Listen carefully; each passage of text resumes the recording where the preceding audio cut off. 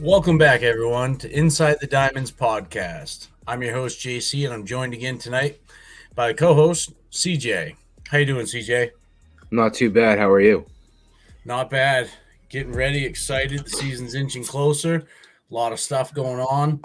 We had a good first podcast together talking about a bunch of different stuff, and I think tonight's episode, there's a lot more to cover as things are starting to kind of shake out with rosters. And we've got some exciting things that are new to the baseball world that are coming up, set stage, I believe, this weekend or at the end of this week. So I'm real excited to kick this off tonight and kind of talk it through with you. Can't wait. All right. So speaking of, the newest thing in baseball right now is the MLB Prospect Spring Breakout, where each team is going to have anywhere from 20 to 25 of their top prospects facing off in a game. And this is something that was new, and I don't think they really announced it until like January. Or it was kind of – it was under wraps for a while. It was weird. So I guess it's kind of new. It's exciting. It's kind of neat. We've been kind of covering it with the prospects that we've been talking about for each team.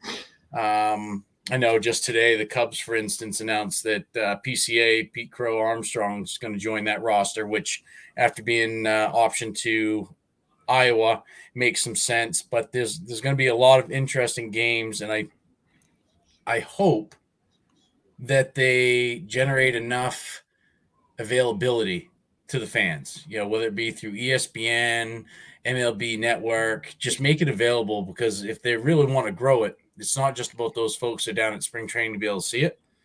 This is something for these baseball fans that, maybe only get to read about these guys, or, maybe once or twice a year they come to a park near them for a minor league game that they can go and see them.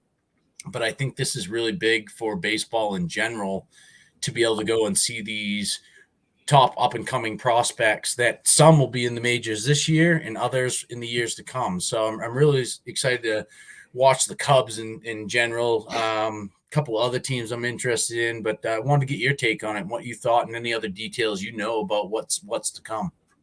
I am very excited for this. The second I heard about it, I said, this is going to be fantastic. I subscribe to the MLB TV, so I watch all of the minor league games I can when my teams aren't playing, right before the big red zone, big inning comes on for all the other games. But one thing I don't like that they did is they kind of jammed it all together on, I think it's the 16th. I forget what day it is, but they kind of just jammed 16th, I think. Yeah. I think there's a game the 14th too, which is the big game. It's the Orioles and Pirates, so you get to see Paul Skeens and Jackson Holliday, which is exciting. Yeah. But then I think, I'm looking at it right now, on the 16th, everybody plays at 1. Like, they just jammed everybody to 1 o'clock. So, like, it's great. It's going to be good for the game, but you're going to miss good prospects that aren't on your team that, a couple of years down the road you could be trading for at some point. But I think from what I'm seeing, you're going to get 3 games one game on the 14th, 3 games on the 15th. Looks like 5 games on the 16th and 1 on the 17th. So you're going to get to see a lot of the top prospects in baseball. You get to a chance to see one of the best pitchers, I think, when he gets a chance, in Paul Skeens. I mean, that game on the 14th, I'm going to be locked in. I'm going to be watching that game from first pitch to the last out. So it's exciting. It's very exciting. The White Sox Cubs will be a good one. One that I'm very interested to see, one player, is Blue Jays at Yankees. It was on the 16th. It's at 4:05. Ricky Tiedemann, left-handed pitcher. He will be taking the ball to start for the Blue Jays. I watched a lot of him last year, being a New Hampshire kid, for the Fisher Cats last year, and he's exciting. He is very exciting. So I think that'll be a good game. And, MLB hyped up Spencer Jones being on the Yankees. And I haven't seen – it's slowly coming out day by day, but they're slowly starting to announce who the starting pitchers will be for each team. So that's something to watch as you listen to us talk about prospects. Look to see who's starting for your team coming up, because that's something you're going to want to watch for the future because it's definitely could be a potential guy you're seeing on opening day 4 years from now. I was looking at the same schedule you were looking at, and to me, the timing obviously sucks because you've got college basketball that's starting to wind down, right? Getting ready for March Madness. You've got ESPN that's obviously locked into that. So you've lost that avenue to kind of propose and pitch these games. You've got TBS that's not going to be interested at this point in time.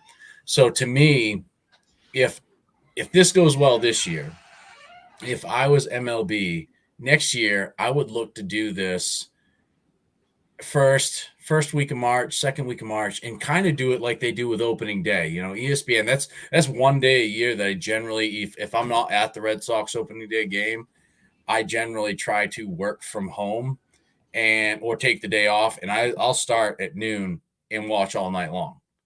And if you've got that and you've got this opportunity, for me, if you start early in the year, and I know that camps and this, that, and the next thing are all kind of spread out, but if you got this going and you did, let's say, especially for MLB Network and ESPN, if you've got it set up and you've lined up your top 10 or top 12 prospects, like teams, right? Here are your teams in the top 12 with prospects.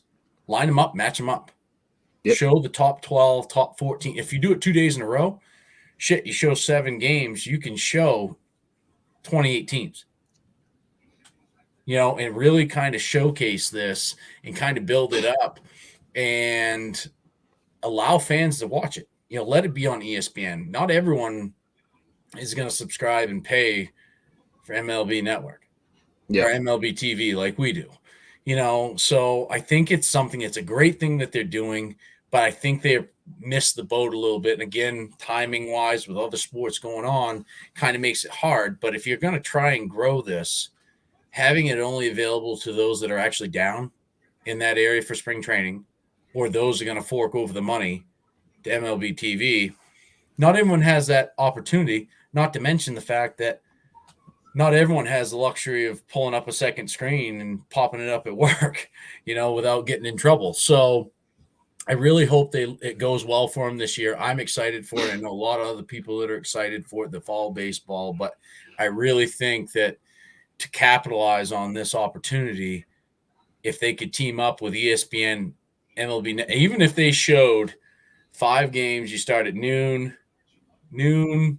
3, 6, and then a late game, out in Arizona on one day, and then MLB Network does the same thing. A lot of people have the opportunity to do split screen. Yep. There's a lot that could be gained by structuring it a little bit differently. I know camp is a little bit different, and that comes into play, but at the same time, depending on what the true goal is of this project, to me, spreading it out and doing something like that with the folks earlier is going to make it that much more successful. You know what I mean? Because now all of a sudden you've got someone that is watching a game, say they're a Mets fan and they're watching them play the Mariners. Well, let's say they do end up getting MLB TV. And the Mets are playing, they're over, the Mariners are on. They're going to go and watch that game and follow maybe Brian Wu, or they're going to follow somebody else. It's just going to grow the game that much more and get kids, even kids, more involved with some of the, especially now that baseball cards have kind of come back into the scene and it's kind of a big thing again, collecting cards, and everyone's going after the prospects, the Bowman cards. You do this, allow these kids to actually see them play. Give them an opportunity, because once the season starts, unless they're called up and it's on in market and they're playing their team, they don't get to see them other than highlights. Mm-hmm. And highlights aren't going to show a guy that puts out the effort time in and time out if he's not getting on base or hitting a home run. Right. So the more opportunity these kids and these fans have a chance to see these top stars, it's going to grow that excitement, not just for their team, but baseball in general, as it kind of goes through the years. We talked last time in regards to all the different things they're trying to do to grow the game, but it's all about availability. The more you make it available, the easier it is to grow followers, fans, and just fans, not just of the team, but in baseball in general. Right. So I kind of hope it goes well, but I hope they structure it different next time because that was the one thing I was a little disappointed with in how they set it up. Yeah, you definitely missed the opportunity where, if we did this a week earlier, you could have it stretch out the whole week, and you got, unless aside from hockey and basketball, like it's your prime time. Like Yep. you could, this people are getting, once the calendar flips to March and everybody knows, hey, we're only 3, 4 weeks away from opening day. Let's take advantage of this. Like there's a chance, like it's like they do with the World Baseball Classic. The World Baseball Yes. Classic starts in the end of February and runs to the early part of March. You could do that with this, and you could have even, more than one game. You know, you could have like we're all excited. I think that's the game to watch. On the first one is the Pirates and the Orioles, Yep. but you could run in the Orioles and the Nationals and do a rivalry game of prospects. Like, I think I came out with our top 100 about a month ago, and in the top 10 already is one Oriole and two Nationals, or yeah, two Nationals.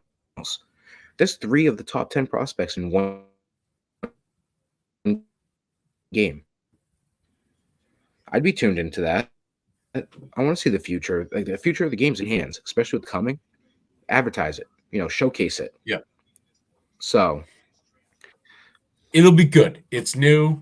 It's kind of like World Baseball Classic when they rolled that out the first time. They made it improvements. It's going to go. I think it's big for baseball. I think it's just exciting in general to see these kids play, especially with college baseball. College baseball kicking off too. You know what I mean? Not that the top prospects are playing with minor league teams, but now all of a sudden, if you're paying attention to some of your top prospects, or even wondering who's available in this year's draft, depending on how big of a fan you are. Now, if you're watching some college baseball, you're paying a little bit closer attention to different players, different positions. So there's a lot of stuff that it could grow the game in general. And I'm looking forward to it. yeah, it's gonna be exciting, and I can't wait for that. All right. So as we know, Gerrit Cole suffered an injury today. What do you think is next for the Yankees, given the news of Gerrit Cole's injury? The timing to me is what I find interesting. Yesterday, for those of you who have Instagram, if you follow Blake Snell, he tweeted a story of just a black screen with the eye emoji.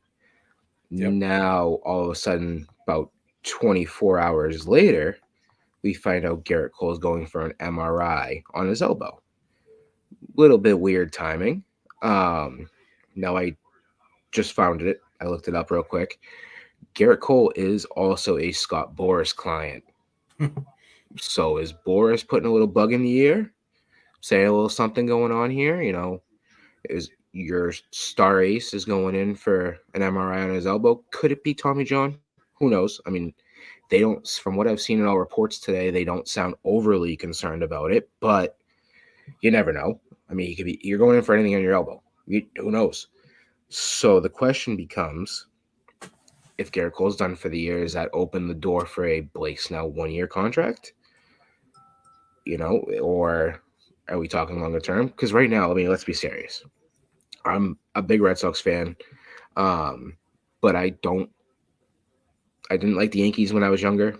They've grown on me. I like Judge. I respect a lot of those guys. But is Nestor Cortez really going to be the guy on number one? Or is No. Carlos Rodon your number one? Like, they've had great springs. Great springs. But I mean, you're gonna need a guy. Stroman's not a number one. Stroman's a good pitcher, but to me, a number one is somebody who's gonna come out and dominate. Stroman has those starts, but he doesn't produce it, and you don't expect it night in, night out from him. Snell can do that. He's won 2 Cy Youngs. Is that the move? But again, now we're all speculating with doing that. With it's just an MRI. It could be nothing. It could come out tomorrow. Like, Level oh of discomfort is what he yeah, says. There's a yeah. level of discomfort that's concerning. Now, it could be nothing. It could be one of those situations where they say, all right, we're going to shut him down for 2 weeks. 2 weeks goes, he's not there yet. It could be one of those situations where They drag it out just enough that he makes a start, two starts, it's still not there, and then the end result is Tommy John. Yep. And again, that's jumping the gun, everyone. We're not saying that, we know something that you don't. We know exactly what you do. Gerrit Cole has elbow discomfort. He's going in for an MRI. I know that Blake Snell probably is having the time of his life just screwing with people left and right with social media because everyone, bites hard. I mean, I myself put out an article there yesterday about Blake Snell going to the Cubs because it was rumored. Me personally, I don't think Blake Snell being a fourth left-handed starter for the Cubs makes sense. I also don't think Blake Snell going to the Yankees makes a whole lot of sense unless they overpay, just simply because he stated he wants to stay on the West Coast. So that could just be a play for get more money, whether it be the Angels, Padres, whoever. But I think Boris, as you said, being his client or his agent, certainly could be pushing and I think Blake Snell could be, if he were to go to the Yankees, would be one of those situations, whether it's similar to the Bellinger contract or Matt Chapman, where it's a 3-year deal with an opt out after the first and after the second, and it's high money first year, and then it kind of teeters down to level out the next two. I personally think Jordan Montgomery's the guy that would end up going back there. Familiarity. He's been there before. I want him to go there because I don't want him on the Red Sox personally. But I'll be very interested because you look at the rest of that rotation, like you said, Gerrit Cole, the one thing about Gerrit Cole, when he would come out, you're guaranteed that he's going to get you deep in the game. So after the fourth and fifth starter come out and, throw 5 innings and kind of get the bullpen worn out, you have Cole back up. He's going to go 7, 6 strong at least, and it gets you to that 8th, 9th inning guy. So Stroman can do that.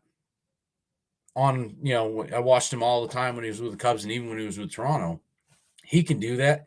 He can get late in the game. He's a ground ball pitcher. He's not a strikeout guy. He's not an overpowering guy. Generally, he will eat up innings, but he's not that shutdown number one starter. He could, with that said, on the teams he was playing and pitching for before, never really had the potential, or should say never really, except for last year in the first half, put up the run support.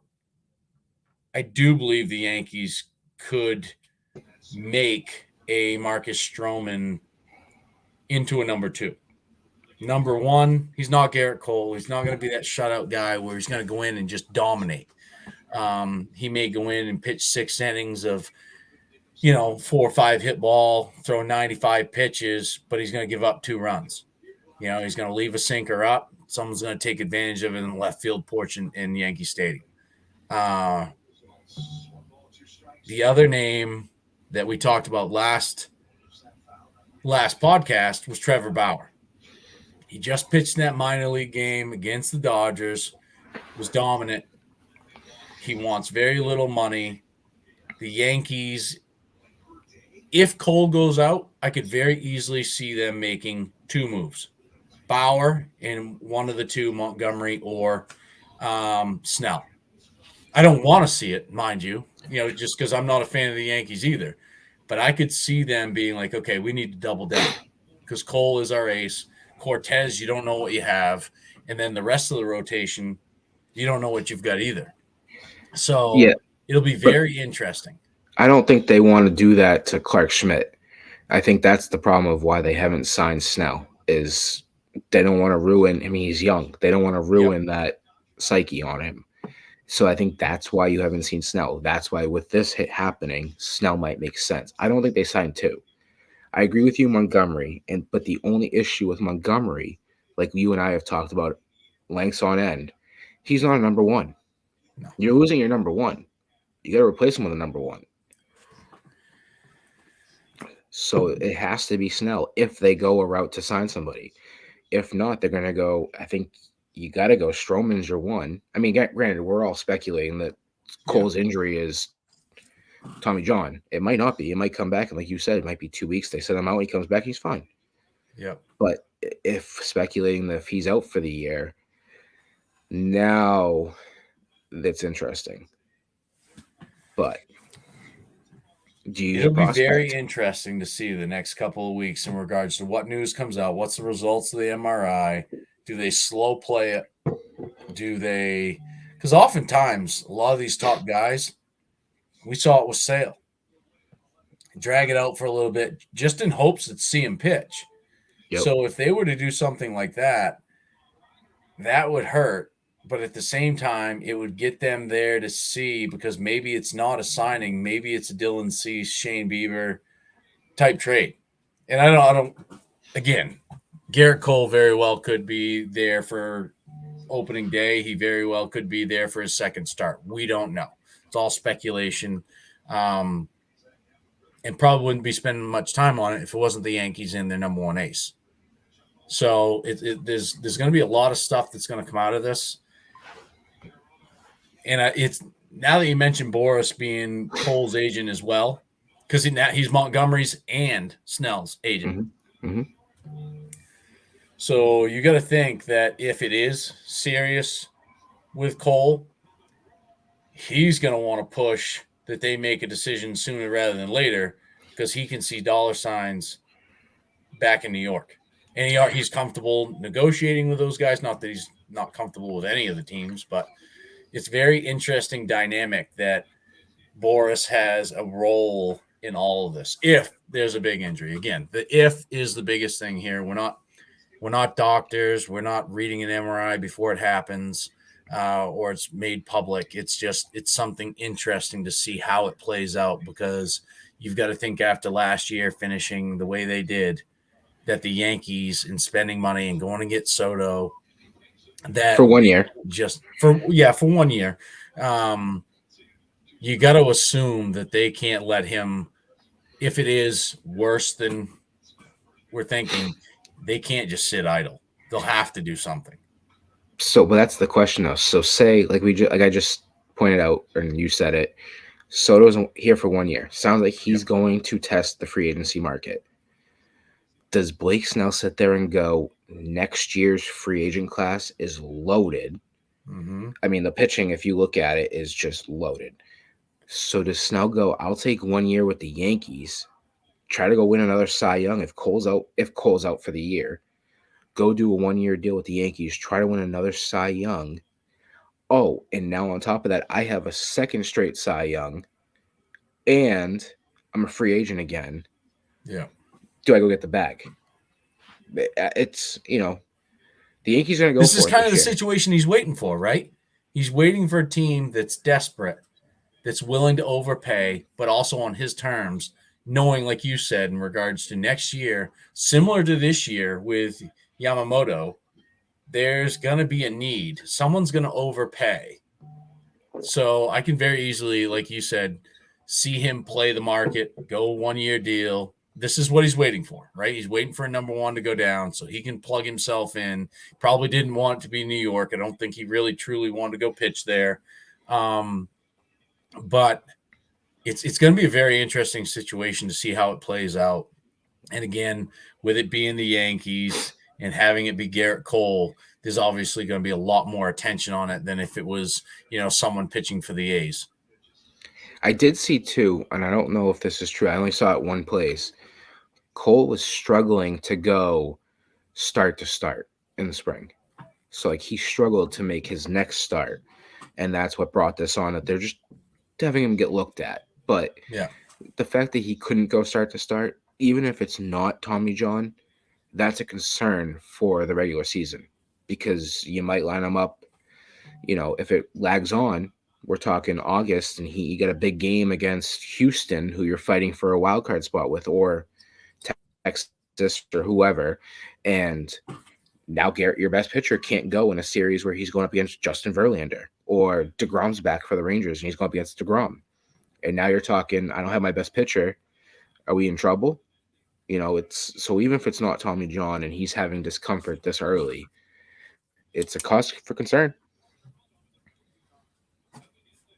I'm just making note because there's something now that talking about this, you just kind of generated some ideas and a thought that I've got for at the end of the show that I want to bring up and kind of just talk through with you in regards to what would make some sense.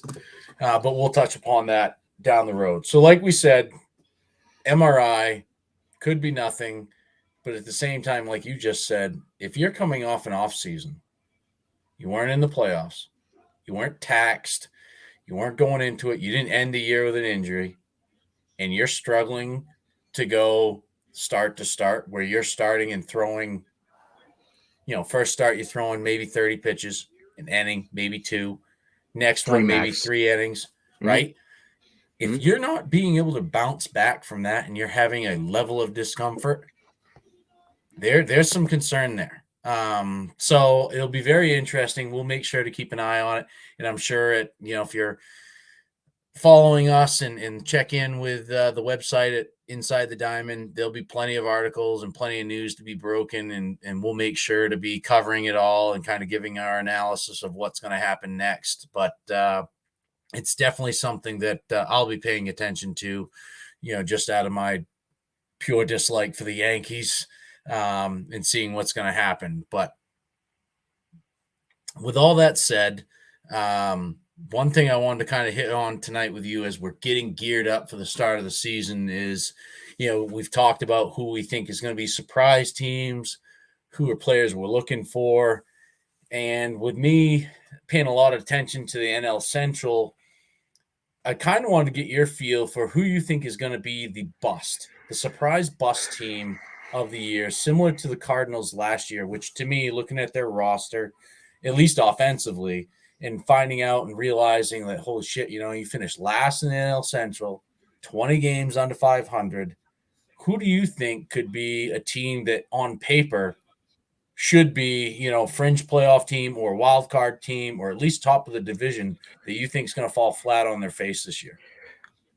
So this is the thing. When you sent this to me, I was like, "Ooh, I don't know if there's a single team I can think of."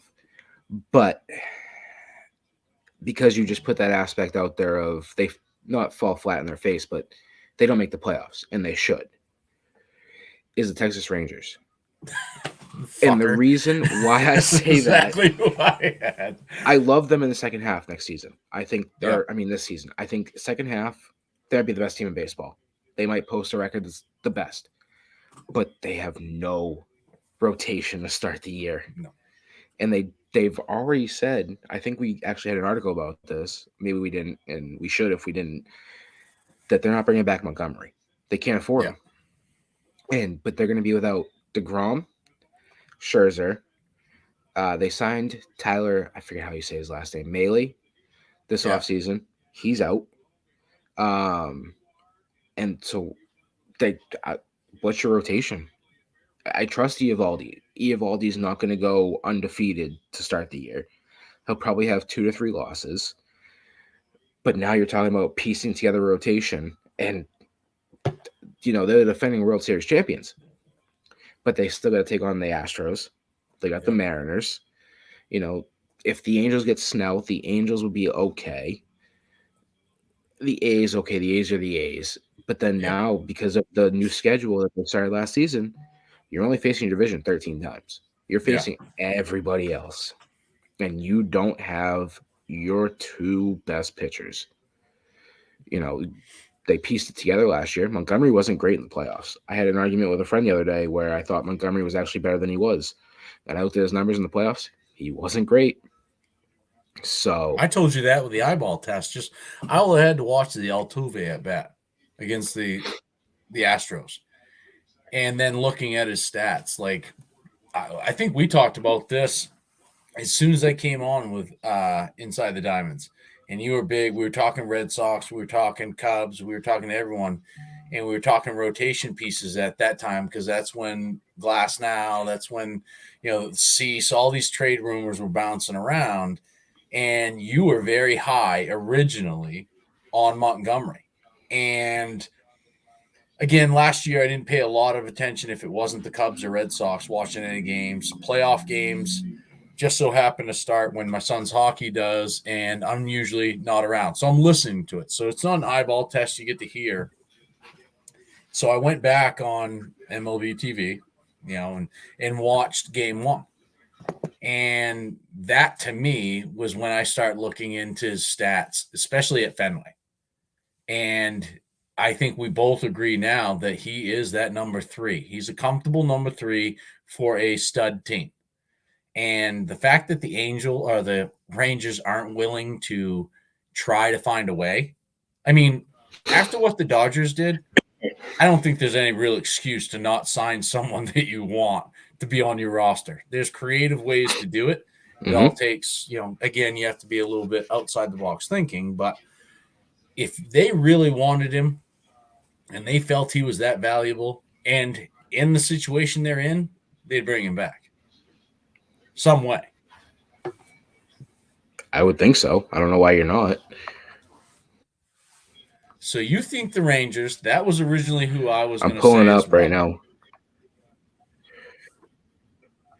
I'm pulling up Fangraphs right now. I want to see what their rotation on Fangraphs says for the start of the season. So we got Nathan Eovaldi, John Gray, Yep. Andrew Heaney, Dane Dunning, and Cody Bradford. I'm okay with Eovaldi. Gray, if healthy, isn't a bad 4 or 5 guy, but he's not a 2. Yeah. Heaney was good last year. I think he pitched primarily out of the bullpen, but a 3. Again, we just said General Montgomery's a 2 or a 3. Yeah. Is he really going to hurt that bad? Like, you're going to bump Cody Bradford out. And think about come playoff time. Because, I mean, if you add Jordan Montgomery, that might hold you over until, DeGrom, Scherzer are back. And then at that point, your playoff rotation, you're talking, Eovaldi, DeGrom, Scherzer, and Montgomery. It's not a bad rotation. No, But the fact that you're especially not. knowing the background of both Scherzer and DeGrom. Yep. How many starts are they going to make once they come back? Probably tilting at double digits, at least the low double digits. They hope. Yeah. So that's coming off of, again, you got to wonder with the Rangers. One of the reasons, similar to what you mentioned, is they're coming off the World Series win. So the players may be very highly motivated. What about the front office? Plenty of excuses there to have a down year with a pitching staff, right? They Don't have spend the bats. money. They don't want you to spend the money. They've got the bats and kind of just try to piece it through that division, which wasn't very good last year. But I think the Astros are always going to be tough. I think the Mariners have put themselves in a position, and I think they have one of the top 3 rotations in baseball. And I'm not high on the Angels. I just think that, unfortunately, Mike Trout is, getting towards the back end of his career, and they have done nothing really to support. I think they've tried to bring in pieces, but they've all seemed to be the wrong ones at the wrong time. And as you said, the A's are who they are. So we both agreed, or both were thinking right off the bat, the Rangers. So to be a little bit different, and as you were talking, and I was agreeing with you, I'm rifling down through each division, right? We just talked about the Yankees. I wasn't very high on them to begin with because of their pitching staff. I mean, I think they have the offense in that division to compete, but I think that division is Baltimore's to lose. And I unfortunately I can't say the Orioles, some would say, well, you've got the sophomore slump coming, but they've got too much talent. Not all of them will slump at the same time. So for me, God, I hate to even. I don't think the Phillies, if I have to go out now and not say the Rangers, if I have to say a team that I think could be a surprise team, I don't think the Phillies, I should say, because in all honesty, I do think that they're going to have a great season. But if I have to pick another team that's not the Rangers that could pull off a Cardinals-like season on paper, have all the players to compete, I think that you could see the Phillies fall in that category. Nola's a great pitcher, but he's not the same pitcher as he was a few years ago. Zach Wheeler has had 2 good years, just signed that big contract extension. And then you've got Suarez. You've got, I think Walker's still there. So the back end of that rotation, if Nola and Wheeler struggle or there's an injury, there could be some trouble in Philadelphia. Now, they offensively, they're stacked. I really like that team a lot offensively, but I also thought that the Cardinals on paper had plenty of talent with what they had, and finishing dead last in the Central was not something anyone saw coming. Now, I'm not saying the Phillies will finish dead last, but could I see a scenario where battling it out with certain things going wrong for them? I could easily see the Phillies being one of those teams that's battling for a wild card and perhaps miss out.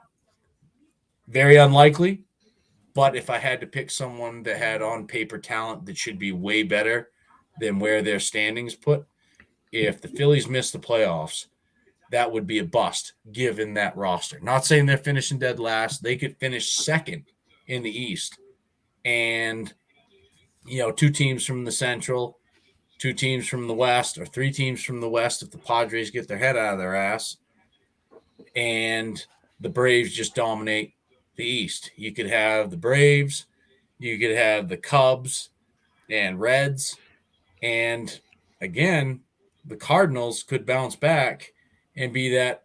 There's a lot of things that would need to go right, but the Rangers are my first pick. I don't want to be the same as you. The Phillies would definitely be a team that I think if things went worst case scenario for them with their starting pitching, could be a team on the outside looking in and would be in that category of a bust. I don't like the pick, but it fits the narrative of what we're talking about right now. So right now, since we're on this topic, I just got the notification to my phone. The Tampa Bay Rays have optioned our 7th overall prospect and their top prospect, Junior Caminero, to AAA. Now, he was Really? expected to be their starting third baseman, I believe. Yeah. And so he's going to AAA. And you and I think we had this conversation the other day where everybody's talking about, how, okay, it's Baltimore's division, Yankees 2, Yep. Rays and Jays fight for 3 and 4, and the Sox are 4 or 5. Are we crazy to sit here and say the Rays may potentially be the worst team in the East this year? They have a good, On this is a whole off topic, but fall flat in your face. I mean, they have a good top 5 of their lineup. I'm excited about it. The bottom 4 have a lot of question marks. Their pitching staff has a lot of question marks. It's not I Yep. mean, the Rays are a pitching factory. We can all admit that. They just seem to call up a pitcher and he's a stud out of nowhere. It's how they are. Ask the Pirates. But They know all too well about it. Everyone goes but there from the Pirates to Tampa and just dominates. let's also say they're missing Drew Rasmussen. They're missing Yep. Shane McClanahan. They don't have all of their arms this year. Are they a team that could fall flat on their face? And now their top prospect, who was supposed to be their starting third baseman, is going to AAA. That doesn't say they can't call him up. It could be like a thing like the Cubs did with Chris Bryant, where Yeah. he's in AAA for a couple weeks for service time, and then they call him up. That could be the thing, but he was slated entering spring to be in the everyday starting lineup, and Yeah. he's in AAA now. What I want to, you can take it away. I'm going to look up what he was doing this spring that made this a move to do, because to me, it doesn't make sense. So while you're looking that up, I guess that makes Paredes their starting third baseman, right? Yep. So, Mm-hmm. Mm-hmm. Tampa Bay is one of those funny teams, as you said, and as you're mentioning that I did have them dead last in the East, which we'll get into during our previews. But at the same time, as I was working through their roster, looking at it, and then looking at possible outcomes, you mentioned it. For some reason, whether it's the way they go about it, their pitching coaches, their programs, whatever, it seems that whoever goes there seems to do well. And Eflin, Zach Eflin is a pitcher on Tampa Bay that, when looking at it, to me, is probably going to make himself a lot of money over the next 2 years. Because I think he's going to go and not be the guy that Philadelphia fans and the Phillies saw, but the one that they wanted to see. I think he's going to be a guy that dominates. And I honestly thought, prior to this news, I thought Candelario provided more offensive firepower and kind of that spark plug that they're missing with,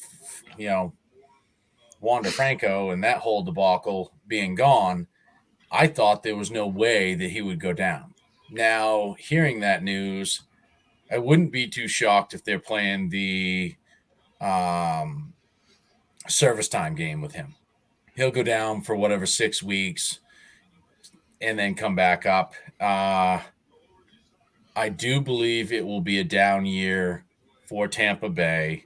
I do think they'll finish probably at the bottom of the East, and I don't know what everyone else feels about the Rays coming into the year. I know the East, with the Red Sox being kind of up in the air, even with the Blue Jays being up in the air with their starting rotation, and now with what we just talked about with Gerrit Cole,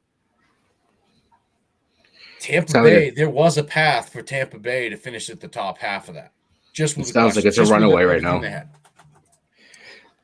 So I found his It's just, stats.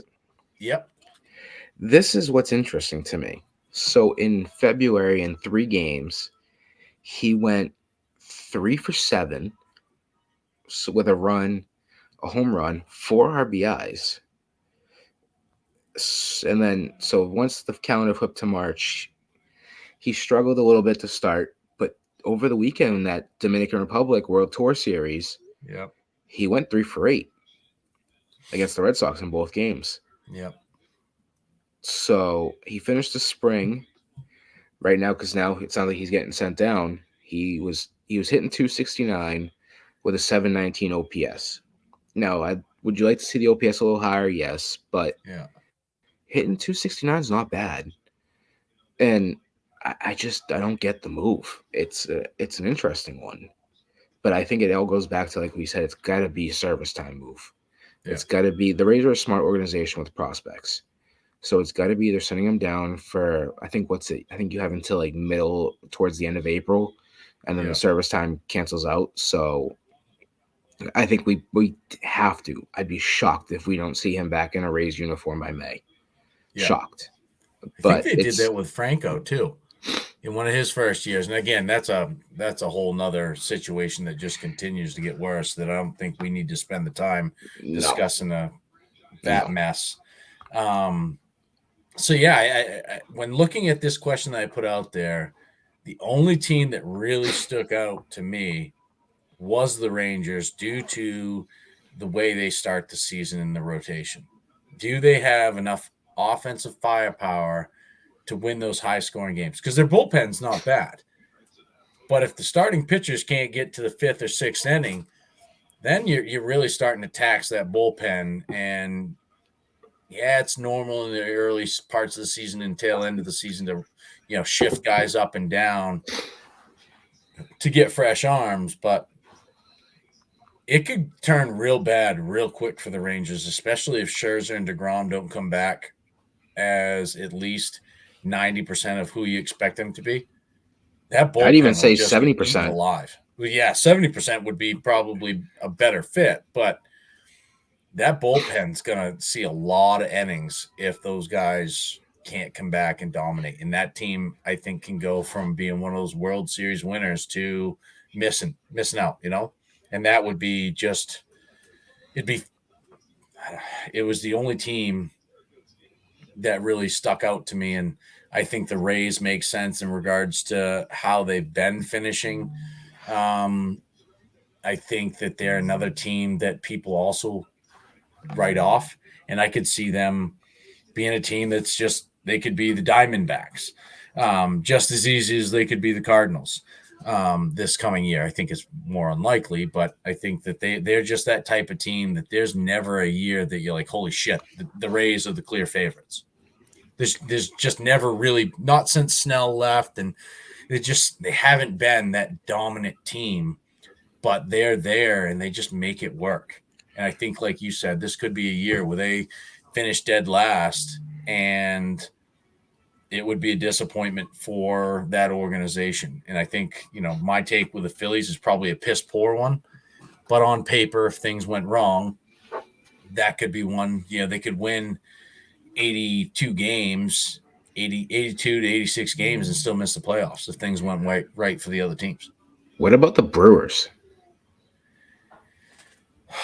Where That's a where do you team. see what do you think of the Brewers? I guess I know we're going to get more in depth with this, but that was a team Yeah, that we'll do the predictions next week, but they were the other team besides the Rangers that popped in my head because they lost their number 1 and 2.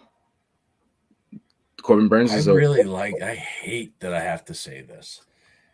I really like the Brewers. I really like the NL Central this year in general, just because of the competition and the talent that's there. You see the Brewers have, you know, Sal Frelick, they have Garrett Mitchell, they have Jackson Chiro, and they still have Yelich, who they were contemplating trading.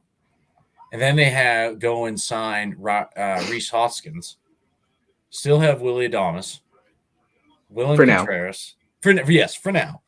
But then the one guy that I am just probably more high on than I should be, being a Cubs fan, is Jacob Junis.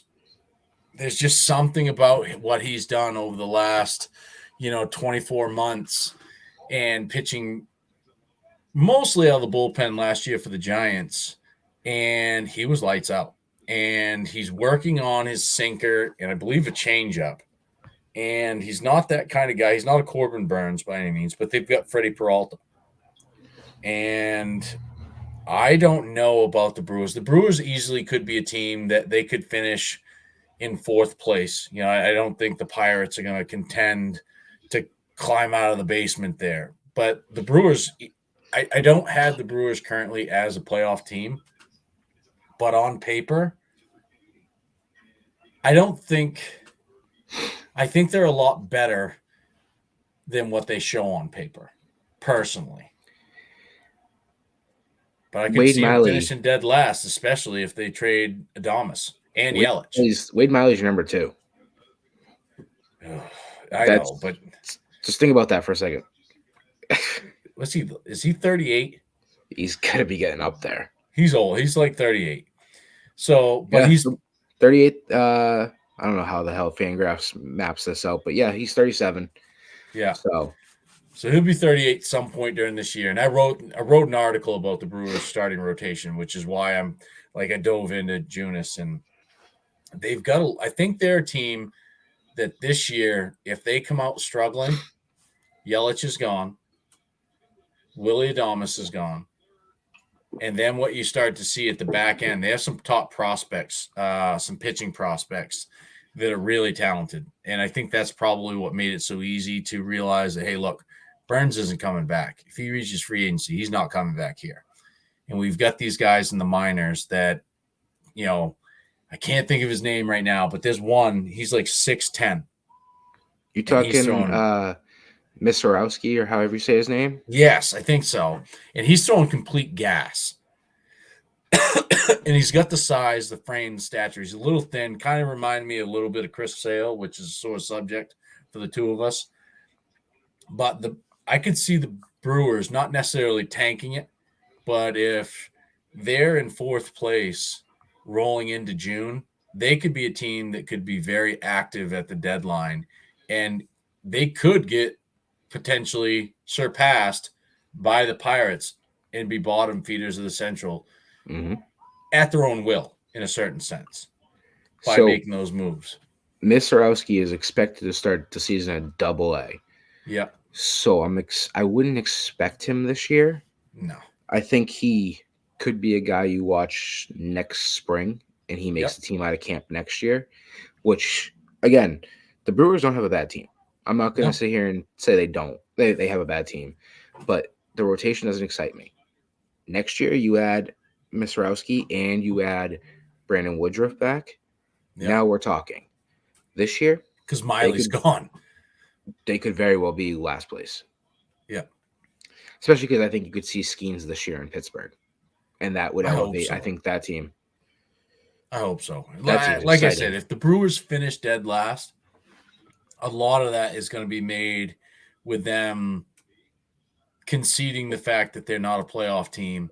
And I think they would jump the trade deadline to try to get to teams early before some other bats come available, right? Or maybe, a team comes up and there's an injury at short. So Adames makes sense. Or someone needs a left-handed bat and Yelich makes sense. So I do agree. I think the Brewers can be better.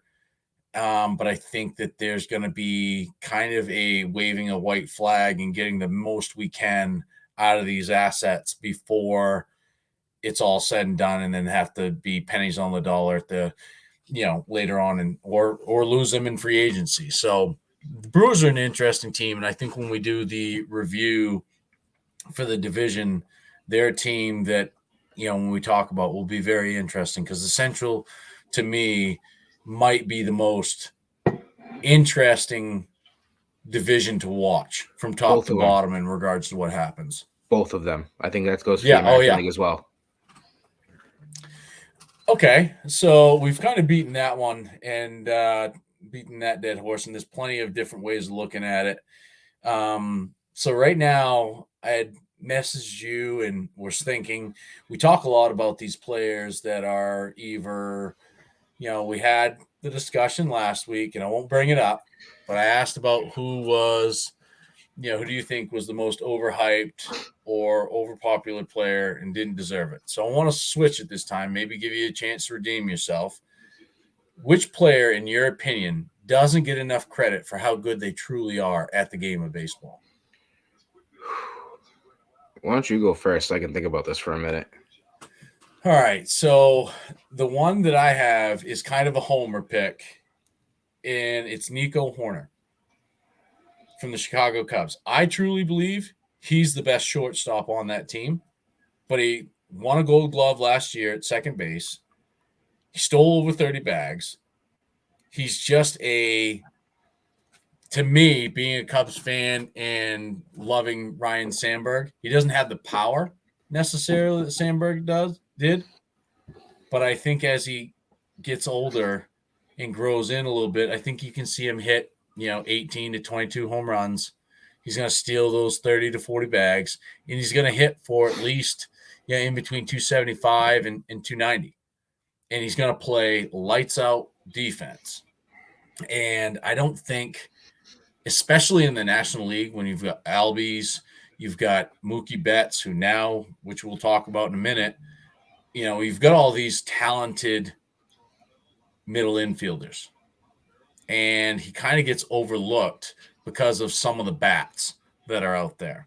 And I think he's one of those players for me that is, again, like I said, a homer pick, but I think he just doesn't get talked about as much as he probably should in regards to the talent he has and what he does and means to the Cubs. So mine now, I this player was or very hyped up when he came up, but you don't hear anything about him anymore. And he's died off over the last probably season and a half. Maybe it was because he was injured. O'Neal Cruz from the Pirates. He's an exciting player to watch. I mean, he makes Pirates baseball fun to watch. Yeah. But you just don't hear about him. It's like even before the injury last year, he had, I think it was against the Red Sox, he almost hit for the cycle. Yeah. And you didn't really hear about it. It wasn't like it was the next day sports were talking about it. He's not, it's like he just fell off. I want to look that up now. Like Yeah, no, before the he's injury, definitely, that injury he had last year, sliding in home, a hustle play. I can't remember exactly if he was trying to score from second to home on a single, or if it was even a tag up from an outfield fly.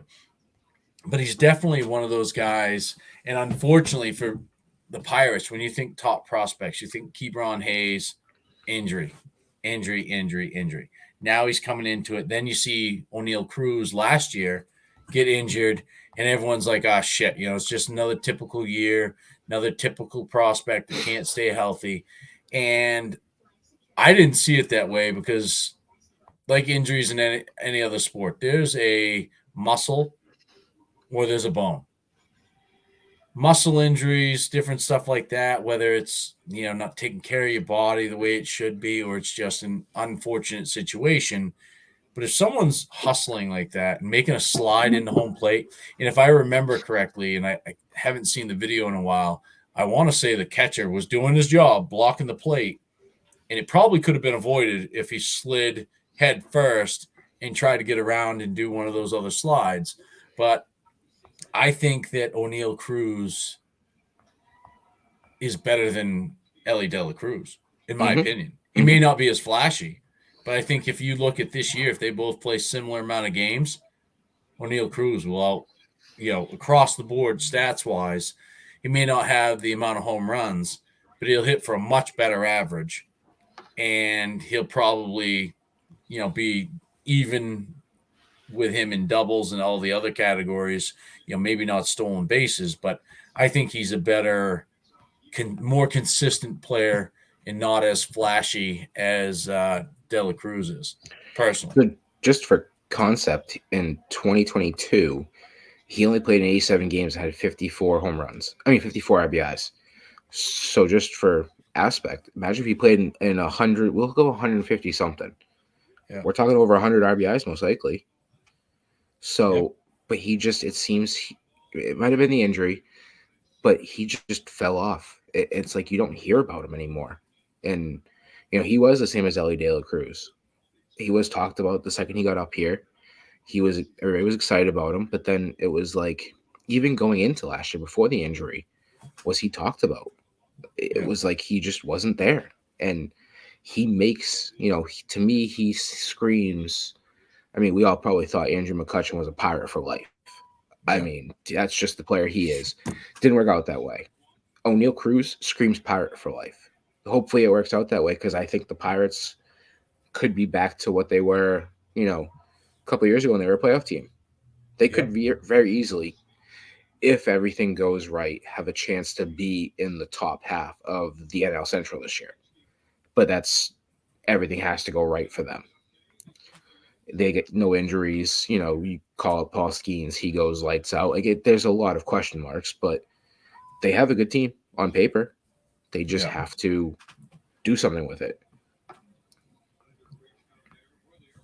There's a lot of talent coming up in the game in general. And it'll be very interesting to see who pans out, who doesn't, and to see which teams benefit the most from all this young talent coming up. Uh, Now in talks of that, and I've got an article that'll be coming out tomorrow that another player that I think doesn't get the credit, and again he's going into his first full season with the Reds, is Matt McLain. Everyone is talking about Ellie De La Cruz. They were talking about Novelli Marte before his stupid suspension, which is, when I say stupid, stupid on him. And I'll get into that before we close out tonight in regards to PEDs and my thoughts on that in regards to how that should never be an issue. Um, but in general, Matt McLain, I think, is one of those guys. He's not flashy. He's not flashy like Ellie De La Cruz, who's going to hit a 480-foot home run. But he's a guy that's going to hit. You think he hit 290 last year, and I think he played like 82 games, had 50 RBIs, 16 home runs, 22 doubles, and still stole, I think, 14 bases. So for me, McLean is a guy that I'm very high on in regards to watching him play, but I think he's overshadowed due to the fact of Ellie De La Cruz and all the other hype that they have. So I'm pulling up right now the top 10 by MLB, by position, and I'm curious on this. So their top 10 was Corey Seager, Francisco Lindor, Bogarts, Swanson, Turner, Bichette, Correa, Adames, Witt, Crawford. Now, I think O'Neal Cruz, going back to mine, I think Bobby Witt's better than Adames. I think Adames Mm-hmm. strikes out too much. I think Bobby Witt's a better shortstop defensively and as a hitter. So if you move Adames to 9, I think O'Neal Cruz fully healthy might be better than Adames and JP Crawford. Yeah. Yeah. No, I agree with that. It's going to be very interesting. I think some of these conversations that we have now will be interesting to look back on as the year gets going and see, what maybe we were right about, what we were wrong about, and just kind of follow up with that. That's baseball, right? Anything can happen each and every day. Someone's going to show up, someone's going to get hot. We can talk about that. But I thought that was an interesting kind of topic just to kind of go back and look at guys that are kind of under talked about, not underappreciated necessarily, but guys that don't get the discussion or the hype that perhaps someone else on their team gets that may be more flashy. So one thing I kind of wanted to just hit on tonight was in general the impact on fantasy baseball and how it kind of impacts the perspective in everyone's viewing how they watch the game compared to perhaps maybe 10, 15 years ago. So I am big into fantasy baseball, as you and I have discussed. And for me personally, growing up, I was a big diehard Red Sox and Cubs. Didn't care about any other team unless their names were Ken Griffey Jr., Kirby Puckett, Cal Ripken Jr., and some of those Nolan Ryan, some of those pitchers. As I've gotten a little bit older and I've gotten more involved over the last 20 years in fantasy baseball and fantasy sports, I noticed my interest in baseball as a whole has grown. So let's say that the Red Sox are playing on the West Coast and there's a game on TV, whether it be ESPN or TBS, whatever is showing a game.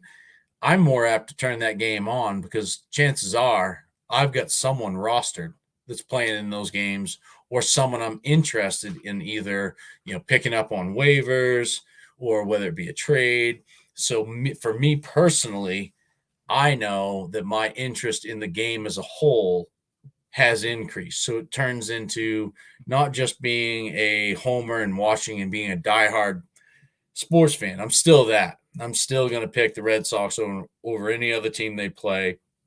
Same with the Cubs when they play. But when it comes to watching baseball or paying attention to baseball, for me, it's definitely changed how I watch the game and what I'm paying attention to. A lot of fans watch these games of other players and they're like, yeah, that's a good player. They hear something that's a good player. But from my experience and the folks that play fantasy baseball that are putting, and I'm not judging those that play free or play home leagues, but those that are playing fantasy baseball and putting big dollars, bigger money than I put out there, playing these games, they know more about these players and their stats and their capabilities and projections to what to expect than so many of these novice fans that are only glued into one team. And I think it's definitely helping grow the game of baseball, but in a different way. It's growing it as a whole where, a guy that joins is big in fantasy baseball and just like statistics, he may not have a favorite team that he's watching every night. He may have the big inning on and watching that just to see, like in, football, everyone will watch whatever they call it, the Red Red Zone. Zone channel. Right? They're watching that because they're invested in it because they get fantasy football going. So I think fantasy baseball has definitely grown in regards to the way people watch the game, but also the way they are prepping the game. They know an awful lot about a lot of players on a lot of different teams, and the knowledge, I think, in regards to the game and the players involved has grown to those folks that play fantasy sports. Not saying, if you don't play fantasy sports that you don't know a lot of stuff about what's going on, But just speaking from my own personal experience, the time it goes into either reading, looking at projections, building your own projections, you have to look at each team. You have to look at each team's rotation. You have to look at their bullpen. You have to look at the ballparks. It's just a different dynamic that I think is helping grow the overall interest in the game of baseball. And the only thing I think that could help grow it more is like we talked about previously, is when they could just make it more available. But I just kind of wanted to get your input, from a different perspective. I play, you know, in between 9 to 15 money leagues a year and put my time in and looking at it. And it's a hobby that I do for both baseball and football. But I just want to kind of get your perspective on your thoughts of the impact of fantasy baseball on the game itself and how people view it and watch it. I personally think it's starting to come back slowly. I think the more that we're starting to see things where starting to know more players outside of your home team. It's starting to grow more. Yep. The issue that I think a lot of people have, and that I don't know how you can fix it unless you just don't have a bench, um, is people don't like to set their lineups in the middle or the end of the season because, like you said, a lot of us play fantasy football. Once the season hits September, football starts and everybody focuses on their fantasy football lineup. Yep. And for us, that's if you're a fantasy baseball player, I am. I'll tell a story in a little bit, about a funny story from when I was younger. But, um, once fantasy football starts for a lot of people, they tune out. Baseball's a filler for them as far as fantasy sports, and they stop paying attention to their lineup. And so, but I think, it helps. It does with it growing a little bit more. I am seeing more people get interested in it. We're going to have our league. Yep. Um, that I think I don't know if we're gonna do it as an episode or anything, but we'll have our ITD fantasy league as a video, which maybe Yep. we'll snip some of it and do that as a TikTok or whatever. We'll post shorts or whatever. But I'm sure you and I will yell at each other for some picks we make. Yep. Um, And I'm sure but we'll I also talk about it too in regards to standings, where yeah, it depends on where we are. If we're both at the bottom, we probably won't talk about it much, and the league just didn't yeah, happen. But if you don't hear about fantasy baseball from us, then our teams clearly are injured and or we suck. yeah, But I think I think it's slowly getting there. I think the one thing I did notice, and I don't know, some people use it, some people don't. Um, One thing, especially like fantasy hockey does it, I think fantasy baseball is getting there. Is one thing you can do on Yahoo is there's an option to start active players, yeah, which is making things more interesting for people who want to play fantasy baseball because they don't want. The thing is, they don't want to check their lineup every day, which I can understand if you're not like me and JC. We're not like if you're not a 162 guy is the way I call it. I mean, I'm a 162 guy. It's once the opening day happens, there's baseball on my TV every day, all day. I mean, I opening day is a holiday to me. I take a half yep, day and I'm home, and I'm actually doing a tradition this year. My son's going to be Jesus, he'll be 19 months on opening day, and he's getting his mother is taking care of the Easter basket. I have the opening day basket. So there you he's go. a couple hats from me. We're gonna actually go out, I think, this weekend and get him his first fitted hat. So that's my new tradition with him is an opening day basket. But the second that calendar hits and it's opening day, that's all it's on my house. Whether it's big inning like you just mentioned, or it's the game. Um, so I mean, I follow everybody. There's not a team that I don't watch. So there's people out there that obviously like that, like me and you, who are doing it all the time. But there's also it's they starting to know more names. Like I have friends Yep, who don't like baseball, and I hear them talk about players that are starting to pique their interest. So it's coming. I think we're about 3 years away from it getting to the point where it's gonna be you're gonna start seeing a lot more people doing it. yeah. And I think that and I know we're doing the ITD league, and I know that we're at least doing hopefully one of the big money leagues or money league through NFBC, the RotoWire Online Championship. I'm hoping that we get to do one with a couple of the other guys, and then do one with just you and I. Where again, it's something that whether we do. I did a draft last night, and it took me, or yesterday afternoon, it took me, I think, an hour and a half. So I don't think it would be a full pod, but I obviously think that there's stuff that we could do again just to cut snippets out, take a look at it. It gives us something to kind of discuss, and it's going to give us more content as the year goes on in regards to what we're doing. But for me, like you, baseball is one of those things. Once it hits, it's something that comes from the childhood. There was the year the Red Sox won the World Series.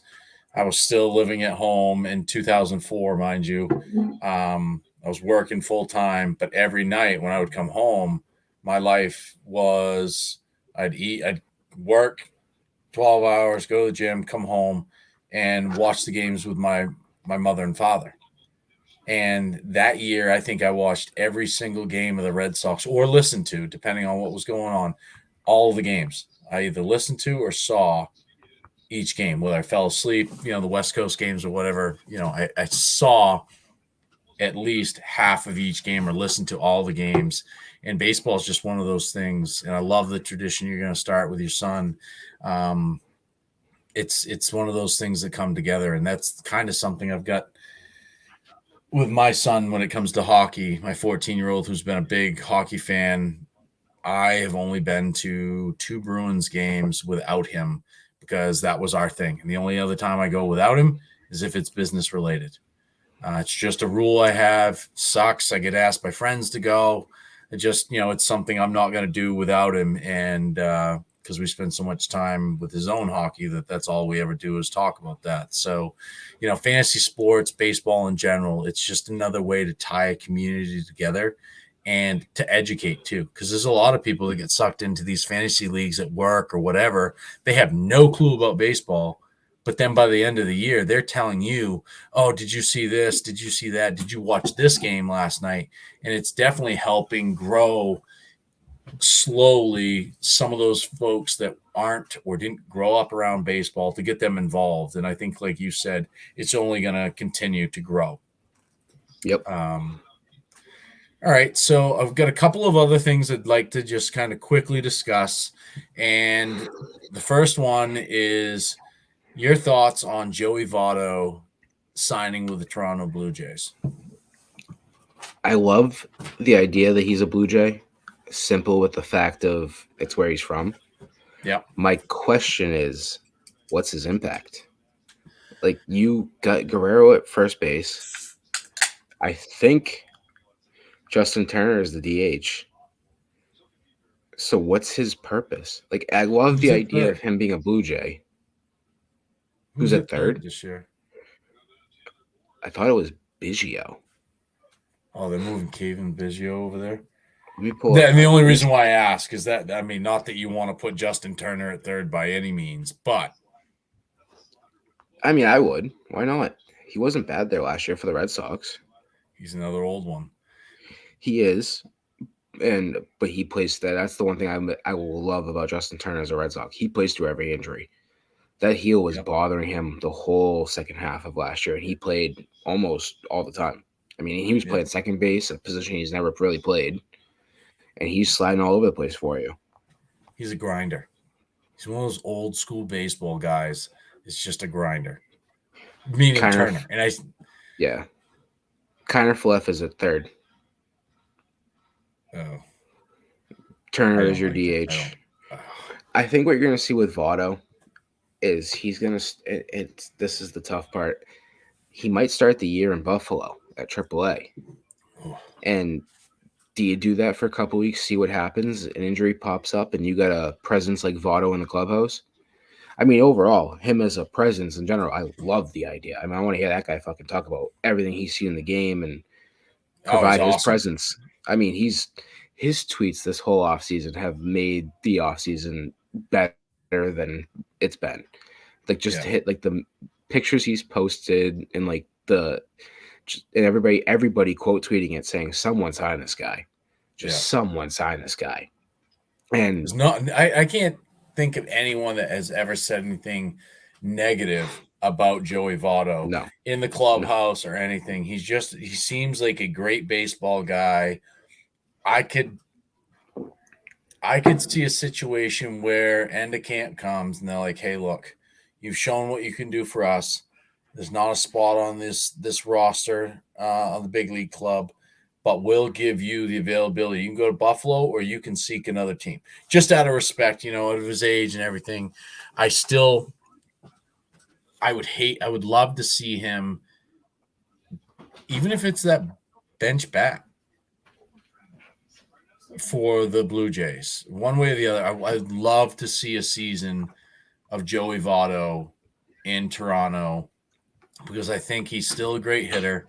I think he's still a great baseball mind, will always be a great baseball mind.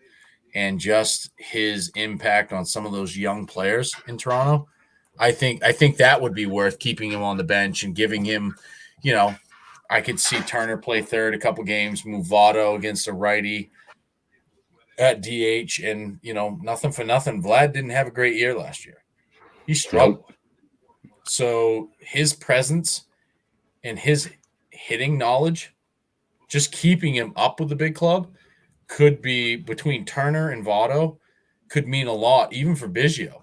Well, Biggio has never really panned out to be the player he thought he was going to be. No. So No. we both like the signing of Votto in Toronto and wish him well. And, Looking we'll at see their what happens bench, there. their bench is interesting. That it makes more sense for him to be, like you said, a bat off the bench or a DH for them if Turner's at third. Because, I mean, they're going to keep Danny Jansen. He's your backup catcher. He's staying. Ernie Clement's 28. They signed him as a free agent in March. Yep. He's an option to go AAA. Davis Schneider, I like Davis Schneider. I think he could provide a decent bat. He's young, so he's got a little something there. And then the fourth one is Nathan Lukes, who he's 29. And they got him from Tampa as a free agent in November of 21. You could send him to Buffalo and keep Votto there, and Clement or Schneider can play the outfield too, as well as Biggio. I mean, Biggio goes to the outfield. Now you're talking, you can move IKF to second base, put Turner at third, and Votto's your DH. I mean, there's that's there for him. So I like the he could idea. play 3-4 games a week. Yeah, I like the idea of keeping him up. Something tells me that he might start the year in Buffalo, and we'll see how long. I mean, it might be short-lived. Yeah. He might very well be up in, the middle of April, end of April, beginning of May. I mean, they might tell him that. He might be fine with it. They might say, hey, we're going to get these young guys some at-bats, let them see some stuff, but we're going to send them back down to AAA and let them get their work in because they're going to get more at-bats down there, and we'll call you up. And you're going to play, like you said, 3 to 4 times a week. And that makes sense. And I think as Votto as a person, from what I've seen and knowing him as a player, I think you tell him that, he says, yes, absolutely. He's home where he's from. And, okay, he goes to Buffalo, where obviously that's New York, but he plays there for 3 weeks. And then all of a sudden he's back with his hometown team, homegrown team. And that presence in the clubhouse, especially if they start off hot, you add that presence in the clubhouse. That's absolutely. Where do I sign on that? I'm surprised, there's 30 teams. How is nobody wanted him for a couple months and all of a sudden Toronto comes calling? I also want to know, that's another question. What made Toronto decide all of a sudden, yep, we're going to sign him now? Is there something there? Are they planning Guerrero could be a DH and they're sliding Turner to third and IKF and Biggio share second? Is there a trade coming? They had Brandon Belt last year. There's definitely different scenarios for the Blue Jays, who had a down year last year, where Votto and Turner, they never really had a true veteran presence for these young guys. They had Brandon Belt. Brandon Belt's won World Series rings. Brandon Belt. But in terms of they don't now, and they need it now. Yeah. And I think these guys still have value. It'll be interesting. Votto's one to watch. Another breaking kind of situation is with the Dodgers. And with a player that is, close to both of us, Mookie Betts, who we all thought would be a Red Sox for life, now out in Dodger blue, played out in center, played right, played second last year, and is now going to move over and take over the starting shortstop job from Gavin Lux. What do you make of it? It's interesting. And the reason I say that is actually while you were doing that whole little intro to him, I pulled up his baseball reference. He played, the only shortstop he has played was last year, 16 games. He had a 935 fielding percentage, which scrolling up was his lowest fielding percentage of his career. Yep. It's an interesting move. Um, I knew they were going to start him at second base, and it made sense. Yep. The shortstop move is iffy to me. You have Miguel Rojas, who was good there last year. What's wrong with Mm-hmm. him now? Why can't he be your shortstop, maybe at second, and you do what you do? I get they want to get Gavin Lux in there, but something's not right with Gavin Lux. Even moving him second base, he just doesn't look right. I don't know, and I said this to you before we came live. Is there an injury there? Is there something that's lingering that makes him go into second base and they're trying to limit his throwing? Yeah. Is that the move? Is that what's going on? I don't know. Um, but I mean, Rojas, and if you do that, I mean, Mookie at short is, again, interesting. But you do have Rojas who can play short. You put Mookie at second. You do have Chris Taylor, and you do have Kike. You have a They bunch of have guys who, so much depth on that team yep. Hmm. and flexibility. Um, I watched the Dodgers last week for I think it was just I think it was just a half inning. And the first thing when I switched it over to the game, it was after hours. I was the only one in the office. And the first ball hit was to Lux. And the first comment when he threw it in the dirt, still an out, from the commentators was, "That's his third ball in the dirt today." And it's funny because I didn't even go injury first when thinking about his struggles. I went straight to Chuck Knobloch. Now, granted, he's not sailing the ball over Freeman's head. He's not throwing it wide right, wide left. It's all just, it seems, arm strength related.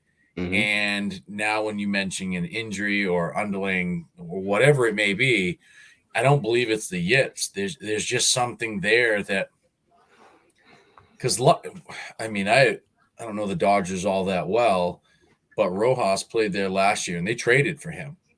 Hmm.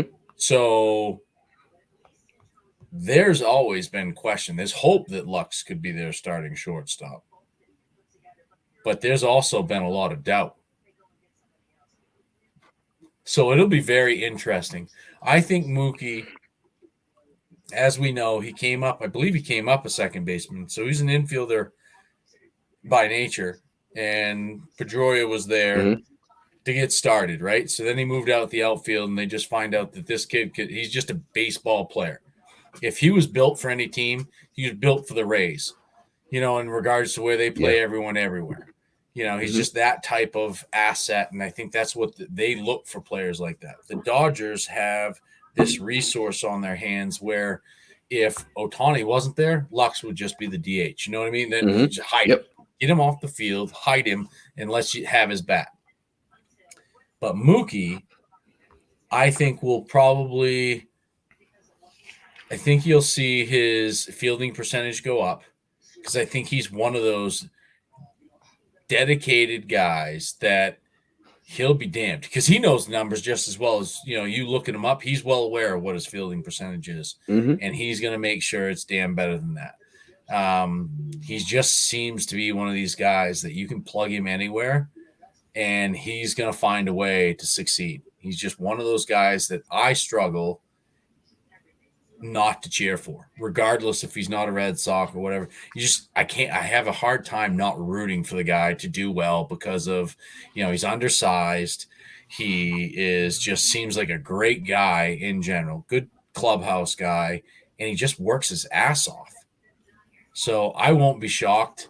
I mean, I don't foresee a gold glove coming out of him from short, but I don't think that won't be because of the results on the field. I just think it's kind of tough between Trey Turner, Dansby Swanson, and some of these other great shortstop defensively that are out there in the National League right now.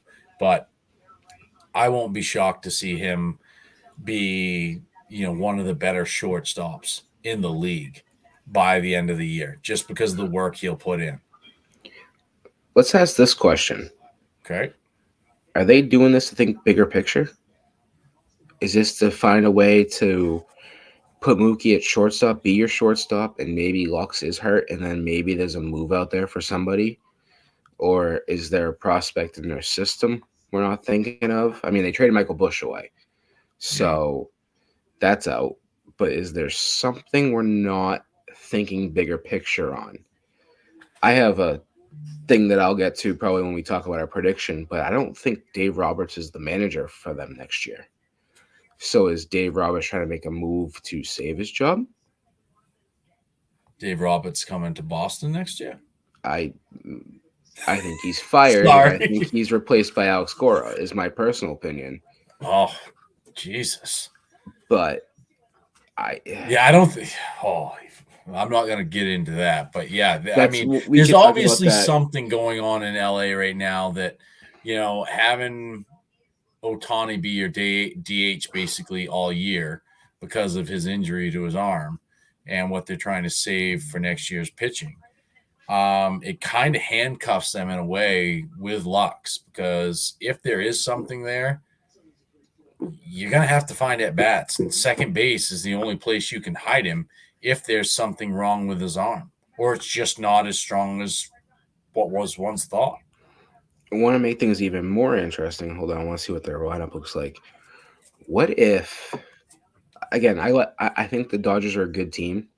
Yeah. I think they'll. And we'll get to this next week when we do the National League predictions.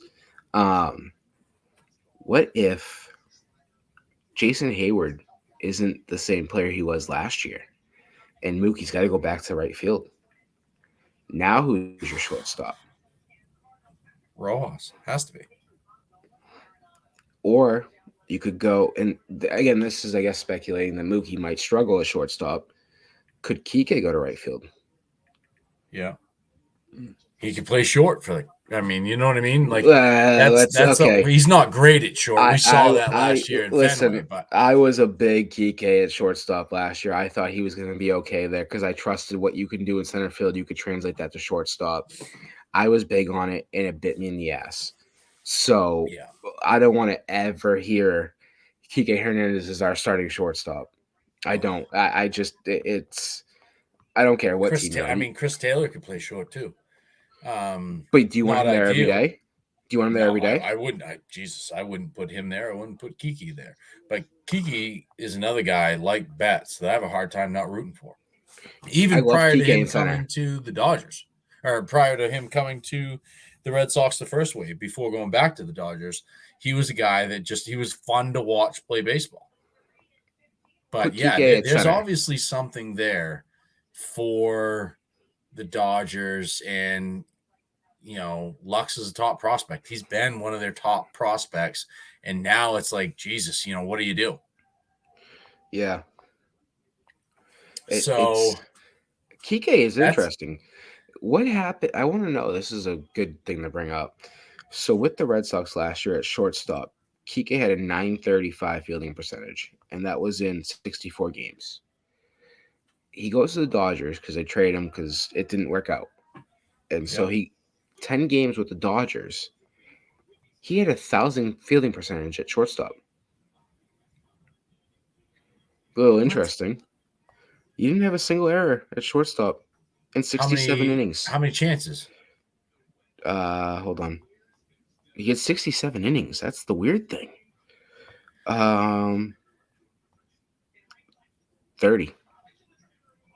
67 innings, right? Mm-hmm. And only 30 chances at short. In 10 games. Okay, so 3 a game. Little over three He a game. didn't have an error.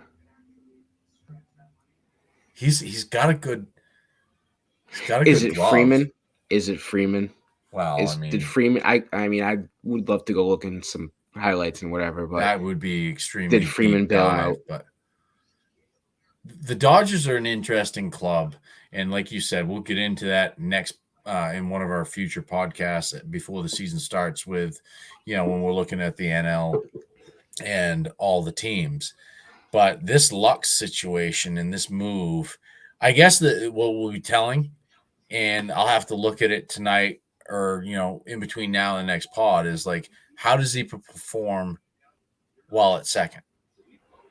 You know what I mean? How does that go for him? Because let's say it's a confidence thing. What if it got into his head? And now they move him back over to second where he's a little more comfortable. It's an easier throw, you know, similar to the Gerrit Cole thing where we're all speculating. We could talk next pod. And Gavin Lux has gone, played 4 games at second base in the spring training, had 6 attempts, and hit Freeman right in the chest every single time. Could be a Gold Glove candidate for all we know. I mean, like I said, we're Yeah, I mean, he's speculating, not but going to win it over Horner, but whatever you. okay, the bias is coming in now. But all Yeah, right, yeah. Sorry, just had to throw that out there. But yeah, I mean, it's going to be very interesting. The Dodgers, just with, like you said, with all the depth, the different options, and now they've got this piece who they're very high on. Obviously, if they thought he was going to be their starting shortstop, they want his bat in there. They want his athletic ability in the game. But if he hmm. can't throw the ball, he's not stealing at bats from Otani. So as of right now, at second base in 10 innings, he has a 909 fielding percentage. Jesus Christ. I wonder how many of those are throwing errors. Because I think that's the bigger Well, concern. so at shortstop, he has in 6 games, 31 innings, he has an 800 fielding percentage. Fuck me. Jesus Christ. So One of us could do that. I mean, if he's got an elbow injury, I get it because I got Yeah. something Oh, going on with my 100%. arm. Yeah. I haven't been able to throw really a baseball without my arm bothering me since I was 16 years old. What was he? He missed time. What was his injury he missed time for? I'd have to. I don't know. That He would, I actually, mean, I this don't is think it was his interesting. arm, but In spring of 2022, he played 9 games, 50 innings at second base, yeah. had a 923 fielding percentage. Jesus Christ. Oh, 2021, 84 innings, perfect. So that's the question. Are they going back and looking what he's done at second base in his career and just saying, you know what? You clearly just don't have the arm for shortstop. Maybe it's me speculating too much about arm issues, but it doesn't say the injury, but as of March of last year, he was in there it is. Right knee surgery last year. Okay. That was in March So that's 30th of not, last yeah. year.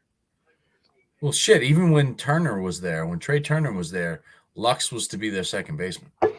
He can't stay healthy. I'm at 2021. He had right wrist soreness in April, and then in Yeah. July of the same year, he had a left hamstring strain. And they correct me if I'm wrong. Last year, didn't the Dodgers also trade for Tim Anderson? No, he Or was a might White Sox all year. He was a White all Sox all year? year. Yep. All right, I don't know why the hell I thought that they grabbed him to play second base, but either way, Mookie Betts moving to short. They grabbed I somebody. think I can't remember, but I It's think an we both interesting agree move. it's an interesting move. But I think we both, or at least myself, I think that he'll get it figured out. He may have his struggles. There's going to be some challenges, but in the end, I think Betts will probably see the majority of starts at short. You're thinking of Ahmed Rosario. He was traded there to play Yes, second base. Rosario. They traded for him from the Guardians. That's right. Yep. Okay. That's another So, interesting one. He's a Ray. I didn't even think of that. yeah, That's an because he interesting was one. one that I thought that would make sense for the Mariners. The Mariners were trying, not sure what to do with Josh Rojas. They didn't really have a second baseman. They had just traded Suarez earlier in the year. And in my head, Rosario, not a big flashy name, but you throw him at second. You put over Rojas to third, and he would solidify up the middle with JP Crawford. But I think Betts moving to short. It's going to be an interesting. They're going to have to figure it out. If Lux is healthy and he's at second, then the only other option, unless you've got Rojas and you've got Kiki who can play, but I think Betts will do fine. It's going to be very interesting. I think that Dodgers team, there's a lot more pressure on that Dodgers team. We'll get into this next pod when we talk about the National League. There is a shit ton of pressure on that Dodgers team because they're one on paper that, again, like last year, they could go out and win, 105, 106 games. But on the flip side, if there's injuries to that pitching rotation, Glass now shits the bed like he has every other year. Yamamoto doesn't do what he's thinking. There and Buehler, who knows what Walker Buehler's going to do? Coming back from TJ There's is a not way easy. that the Dodgers could seriously underperform this year and look like fools. I don't think it's that possible, but there is a path for them to kind of fall flat on their face. But I am rooting for Mookie to do well at short, and I think that just speaks volumes to the athlete he is, and I'm looking forward to it. So yeah, I'm rooting for him too. It'll be fun. It's interesting just how they're trying to piece things together. Yeah, in the it middle really of the is. field, And that's kind of important. Mm-hmm. So to kind of wrap up tonight's podcast, I was thinking of different things, and I do this quite a bit, whether it be with my son when we're traveling to hockey tournaments, and generally it's to do with hockey, or I'll do it with my father when we're fishing, just discussing and kind of pick one.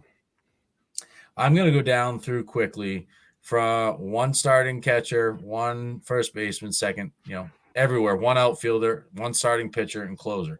I've got two options at each. I just wanted you to say either or and why. And we'll start with catcher. Season coming or better? Who would you take? Okay. Who would you take if you're building your team and these are your two options? Who are you going to have? All right, at catcher, which of the two Contreras brothers are you taking? Are you taking Wilson? Are you taking Willen? Wilson. Okay. William to me ever since signing with the Cardinal. Oh wait, do I have him backwards? No, Wilson's with the William's Cardinals. the Brewers catcher. Yeah, so William. Willen, then. yeah. Wilson has fallen off since joining the Cardinals. I don't know what it is, but he's just not the same player. I think he took the bag What and ran, happens and when he you screw the Cubs over? Yeah, I guess so. The curse of the Billy Goat. Just when you leave. Now, Jesus, after they broke the curse. Yeah. All right.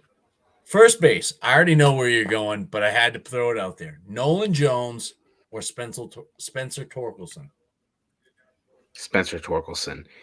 You watch this year. Let's just go right here. 30 home runs this year. 30 home runs and 100 RBIs. See it. He's got the frame for it. So I liked Torkelson last year for fantasy baseball reasons, but you and I have talked a lot. You're obviously big on the Tigers. He's a guy to me that Detroit being a good baseball team and being good is good for baseball. For that fan base, it's good for baseball. So I figured you'd go that direction, but I had to throw it in there. And I'm not throwing names. These are guys that are I'm not going to throw a Corbin Burns versus a Tanner Hawk at starting pitcher. I'm going to put guys that are close together in performance and just to get a feel for who you are. Second base.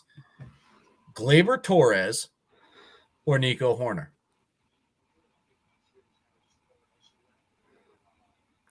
I think Gleyber Torres. Okay. I think I'll I like save Nico that Horner. for a I think drink. he is good, but I think Gleyber has more pop. I think that's the difference. I I think think Nico you could. may have drank too much tonight. We'll say, but I Either think that or you Glaber. just need to watch some more Cubs games. I think Glaber's a solid fit, and I think adding Soto to that lineup this year because I asked you, I said, we talking this year? Are we talking in general? Yeah. You said this year. I think Mm-hmm. adding Soto, somebody like Soto to that lineup, could provide a good boost to Glaber this year. Yeah, he'll have an impact on some of those other guys. Allow them some freedom, some protection. So, no, I can't. Like I said, I'm pairing them up together. So either way, it's just an interesting little test to That see was the what you think. toughest one. That was the toughest one through three. Okay, shortstop. You've already mentioned him. O'Neal Cruz or Hae Sung Kim. O'Neal Cruz. Okay. I'm not even. I don't even think I need a reason. I think I went through that earlier. Yeah. Third base. And I heard this one earlier on another podcast, and Jose Ramirez or Austin Riley. Wow. I take back what I said. This is the toughest one. Yeah, this is one that these guys went back and forth on, and they both landed in one direction, and I was kind of flabbergasted that it wasn't split. Oh Because wow. again, this is a little different than theirs. The discussion they had. This is for this year. Jose Ramirez. And I say Okay. that as that's a tough one. I think with Otani out of the American League, do I think the Guardians are good? No, not necessarily. And we'll get to that in a couple weeks when we do the American League. But I think Jose Ramirez could be an MVP candidate this year. Do I think Austin Riley is? I think Austin Riley is shadowed by Ronald Acuna Yeah. and Olson. So I think we're about maybe a year to two before we get the full Austin Riley impact. And so if we're talking 2024, I got to go Jose Ramirez. Yeah. Now, just mention that without getting too in depth. I think Austin Riley could be one of those guys that's underappreciated just because of who Mm-hmm. he's shadowed by, Mm-hmm. right? Mm-hmm. But Absolutely. that's an interesting one because those guys are like 1-2, in Yeah, I'd say rankings. 1A, 1B. Yeah, Yeah. absolutely. So Or outfield, I went a little different. Didn't want to pick top guys. I went with Jazz Chisholm or Adolis Garcia. wow, you're really gonna do me like that. I am a big Jazz Chisholm Yeah. fan. I think he's great. Hell of a ball player. Love watching him. Um, really, he reminds me of like the way he treats the game and the happiness he has on the game is somebody that played for the Marlins, Jose Fernandez. Yeah. He's just happy to play the game all the time. Um, in this aspect, I got to go with Adolis Garcia. Really? Yeah, I can't Adolis. stand Garcia. I don't get Oh, it. I don't get the hype. watching Is he him, a good baseball player? Sure. But there's something about him I just can't stand. I'm not sure why.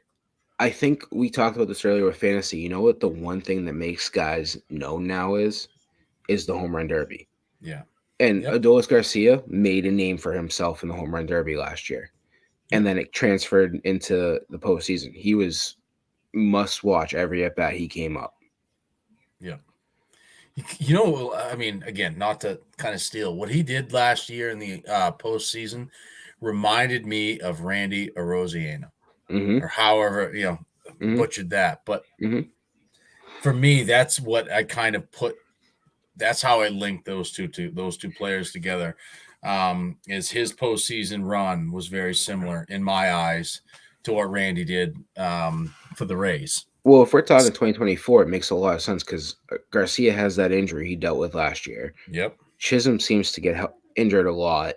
Yeah. So All of it them. goes to that. And I think it's Garcia could put up 30 plus home runs this year. Yeah. It very well could. in Chisholm's that gonna, lineup with the protection.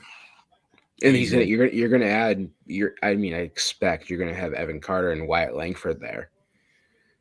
Did That you did you see I was watching the Cubs Rangers yesterday. Wyatt Langford got hit right in the fucking chest with the ball out in the outfield. Couldn't see it.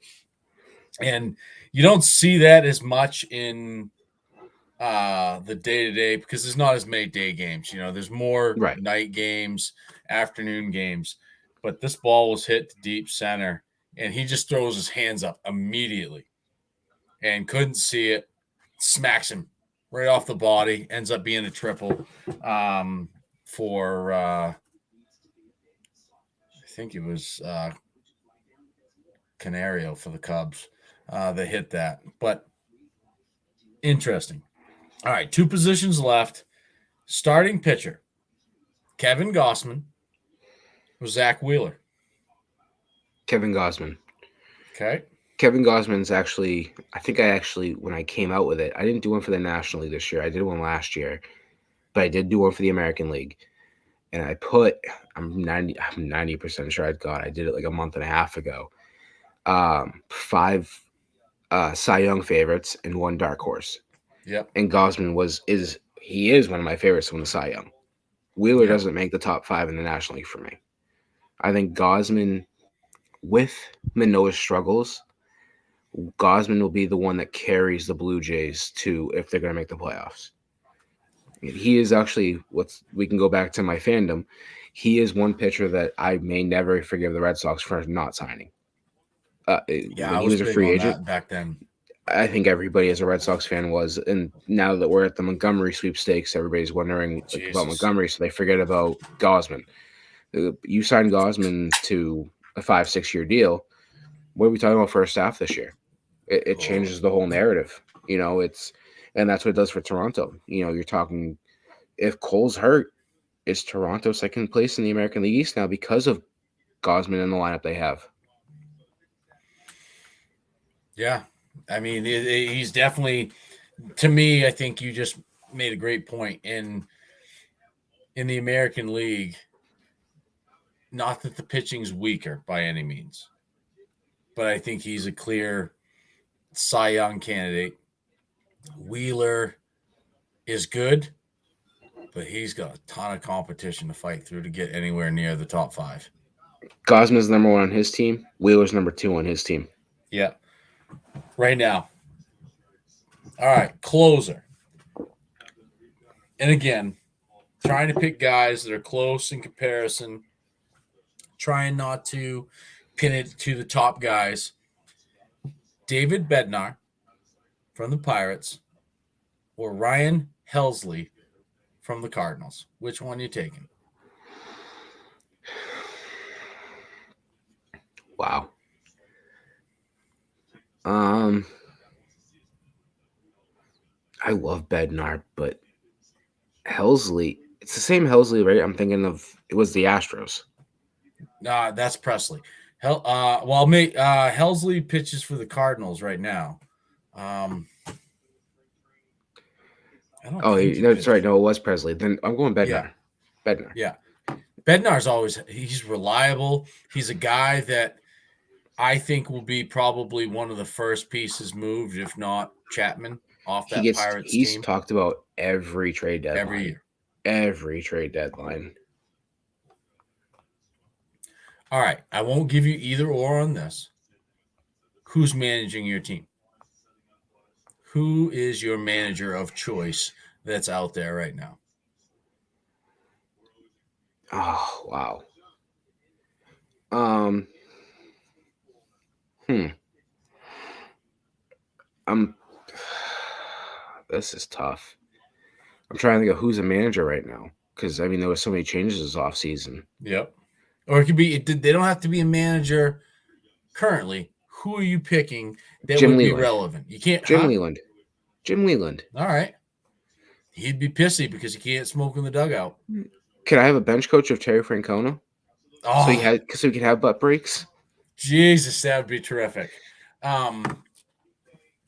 Jim Leland, I remember as a kid watching that young Pirates team with Bonds, Bonilla, Sid Bream, Van Slyke, all those guys, and just it's so much different because I'm older and seeing these guys. They wouldn't show it on TV, but there would be interviews and different stuff, and you can tell in a room that it's not the camera that's making it look a little hazy. He's just been ripping butts the whole time before you come in. That's But my Leland manager. never put up with any shit. And he's one of those guys that he's an old school baseball mind and just he was a good one. And that's a I mean, him and Dusty Baker, those guys come in. There's a Bochy. reason why. Who was that? Bochy. Yeah, Bruce Bochy. There's just it's different now. You're seeing a lot of different names being thrown out there, going to different teams, and it's definitely a different look. But I like that pick of Jim Leland. So, um, Listen, I was a player coach for the last 10 years in my baseball yeah, league. I smoke butts.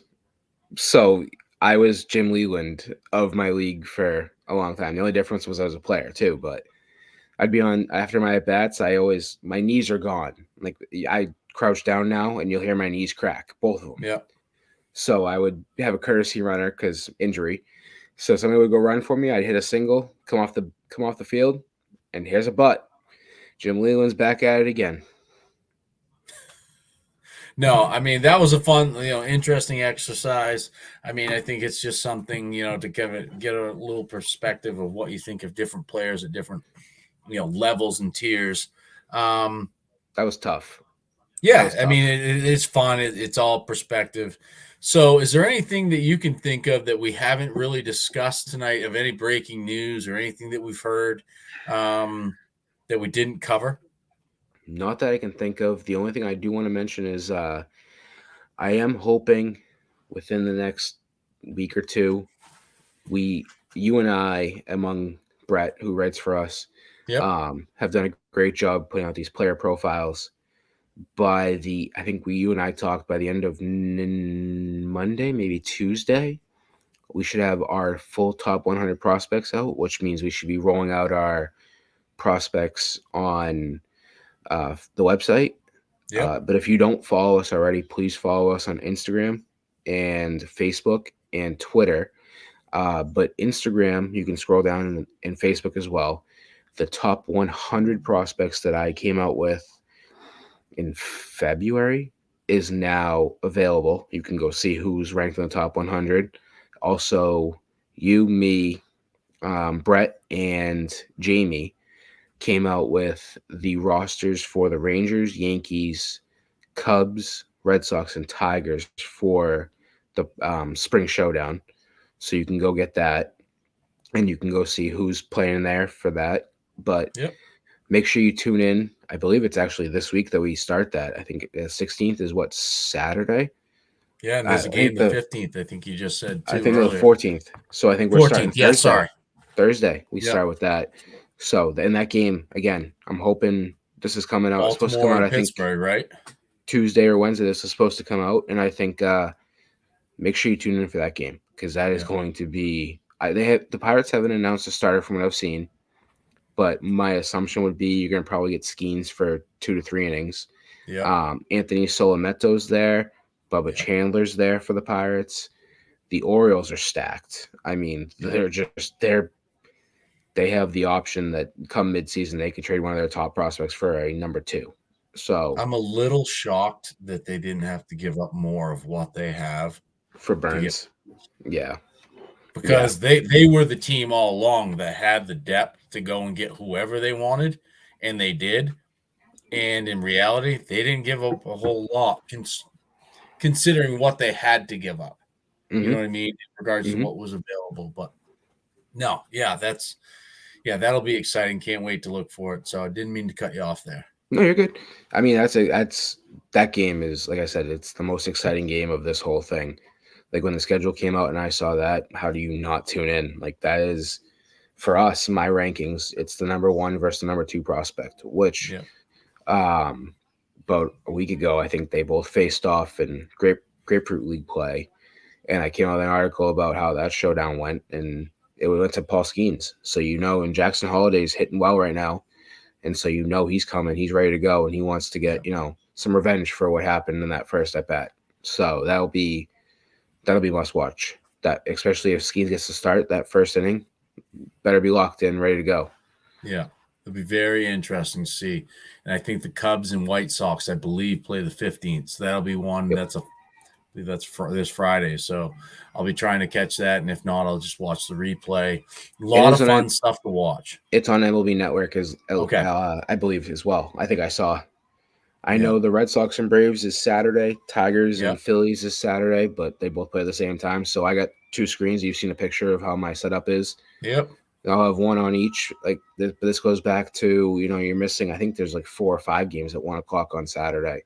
Yeah. You're missing the prime opportunity to showcase all this talented baseball players that are out there that you don't get to normally see. So yeah, it's too bad too, because that, I mean, granted, those stadiums can't hold as many people as the big league clubs, but you do something under the lights, take the sun right out of it, right? We just got done talking about Langford, and the sun being a play.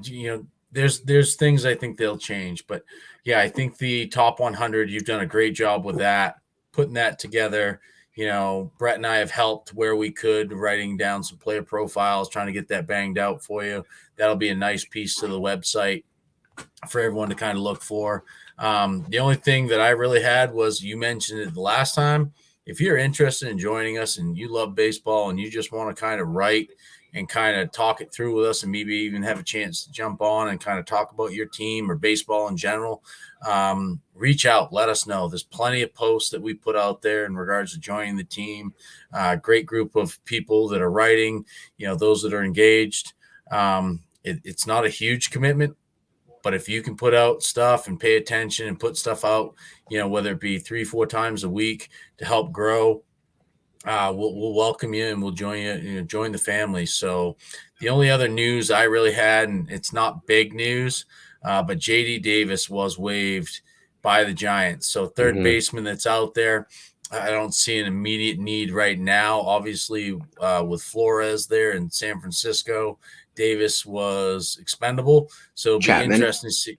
Oh, Chapman too. Yeah, that's right. Because they got Flores, they can DH too. So it'll be very interesting to see if JD Davis catches on with a big league club over the next few days. But, for us, follow, like, subscribe, all those things to all our social channels, whether it be TikTok, Instagram, Facebook, Twitter, and obviously when this comes out and is out on YouTube and the podcast world, like, subscribe, leave comments, let us know if there's questions you have, anything, topics you want us to kind of hit on, let us know, and we'll definitely work it into future podcasts that we have.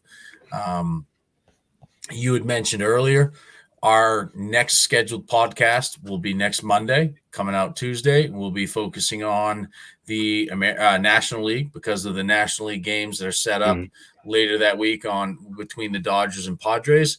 And then the following Monday for Tuesday will be the American League. And then we'll roll right into the awards, the pennant, who we think is going to win the World Series, who's making the playoffs, who the award winners will be from each division. And then before you know it, the season's here. And that's when things will get interesting. We'll start focusing on news, what's going on, who's surprising us, who's not, and kind of work through. So for me, I really appreciate everyone tuning in, listening to us, giving us a shot. And, hope you like and subscribe and like what we have to say. And things will get a little bit more interesting as the season goes on and more stuff comes up. But really appreciate everyone tuning in. Yeah, feel free to roast us in the comments too if you don't like what we have to say. But thank you, everybody. Thanks, everyone. Thanks a lot, and look forward to you guys joining us and kind of following our journey over the course of the season. So for CJ and myself, we really appreciate you guys tuning in, and be looking out for future podcasts. Next one will be the National League, and then the future will be American League, pennant, award winners, and then we'll get rolling right into the season. So join us next time on the Inside the Diamond podcast. Have a good night.